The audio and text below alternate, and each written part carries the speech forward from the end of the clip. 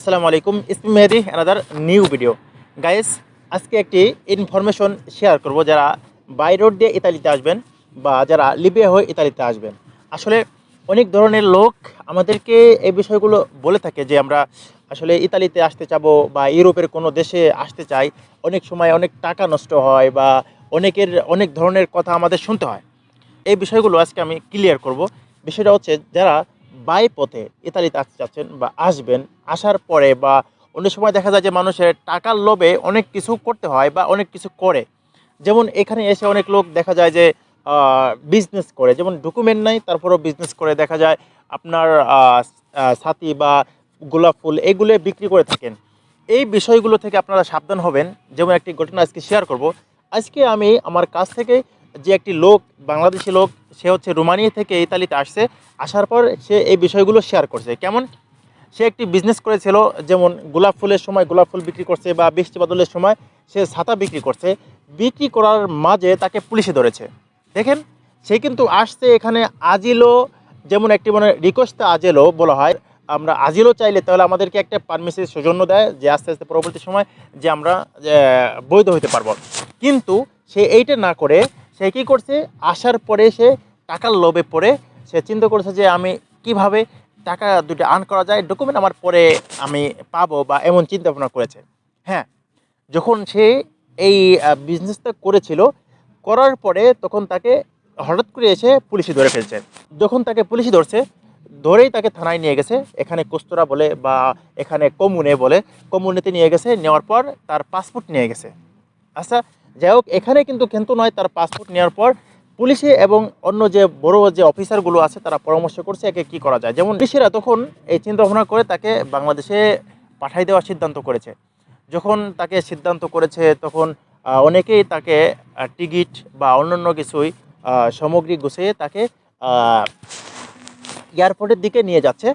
তখন সে চিন্তা করছে এই যে হয়তো আমার স্বপ্ন আর পূরণ হলো না, যে আমার কি হবে পরবর্তী সময়, বা এখন আমার যদি বিমানে উঠে যায় তখন আমার সরাসরি বাংলাদেশে যেতে। যখন শেখ হাসিনা সরকার ইতালিতে এসে বলেছিল যে আমাদের দেশে অর্থনৈতিক কোনো ঘাটতি নেই বা আমাদের সবল, আমরা সবাই সব দিক দিয়ে ভালো, আপনারা যদি ইতালি থেকে বাংলাদেশকে পাঠান তাহলে আমরা রিসিভ করব।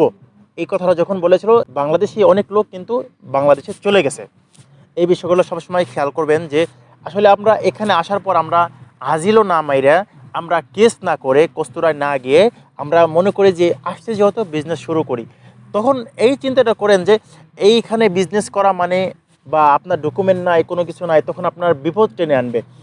ওই ব্যক্তির মুখ থেকে এই শোনা কথা, যখন তাকে বিমানে উঠাবে তখন ফোন আসছে যে ওকে নিও না, আবার কস্তুরায় নিয়ে আসো, আবার থানায় নিয়ে আসো।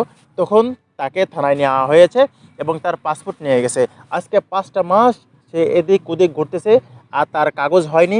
এবং সে পাসপোর্টের, তাকে বলা হয়েছে তুই প্রতি সপ্তাহে এসে 2টা সিগনেচার করবে।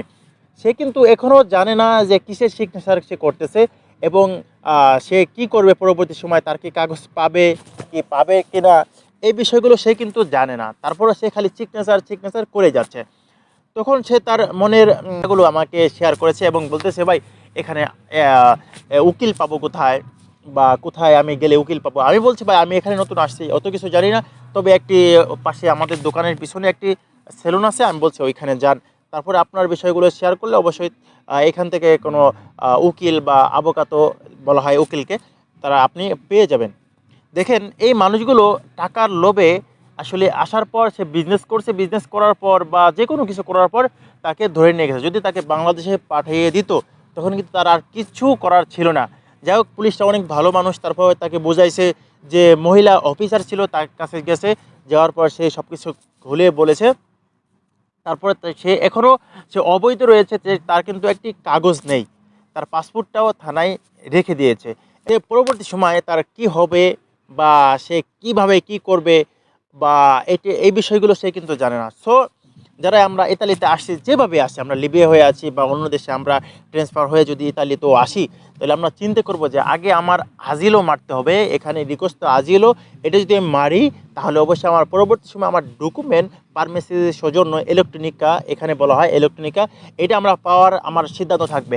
আর যদি আমরা এটা না করি তাহলে অবশ্যই আমাদের অবৈধ যতদিন থাকতে পারবো বা থাকবো, তখন পরবর্তী সময় দেখা যায় কি আমার বিপদ আরও বেশি টেনে আনতে পারে।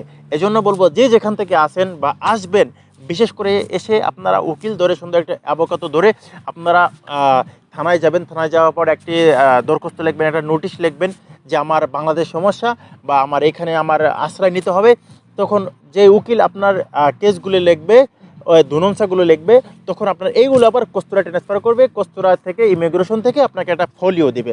এই ফোলিও আপনার এখানে লেখা থাকবে কুদিশি বিস্কাল, আপনার নাম, আপনার জন্ম তারিখ, সব কিছু লেখা থাকবে। এই লেখার ভিত্তিতে পরবর্তী সময়ে আপনার একটি পারমিশনের সৌজন্য আসবে। এটা একটা ফোলিও জাল্লো কালারে, হলুদ কালারের, আপনার ওর ভিতরে লেখা থাকবে আপনার সব কিছু। ওইটা দিয়ে আপনি সমস্ত কাজ আপনি করতে পারবেন। তো প্রাথমিক অবস্থায় 6 মাসের দিতে পারে অথবা 11 মাসের দিতে পারে। যাই হোক, আপনারা এই কাগজ নিয়ে আপনি আস্তে আস্তে সামনে এগোতে থাকবেন। সো আমি বলবো যারা এখানে আসেন বা আসবেন, বিশেষ করে অতিরিক্ত কোনো কিছু করার চেষ্টা করবেন না, বা অতিরিক্ত কোনো কিছু করে আপনারা বাংলাদেশে বা আপনারা এমন কোনো কাজ করবেন না যে আপনার এই দেশ থেকে অন্য দেশে চলে যেতে হয়। আজকের ভিডিওটা এই পর্যন্তই, এবং যারা ভিডিওটি দেখছেন আজকের থেকে সতর্ক হন, এবং যারা আসতে চাচ্ছেন সেমনভাবে আসুন যেমনভাবে আসলে এখানে ভালো কিছু আপনার জন্য অপেক্ষা করবে।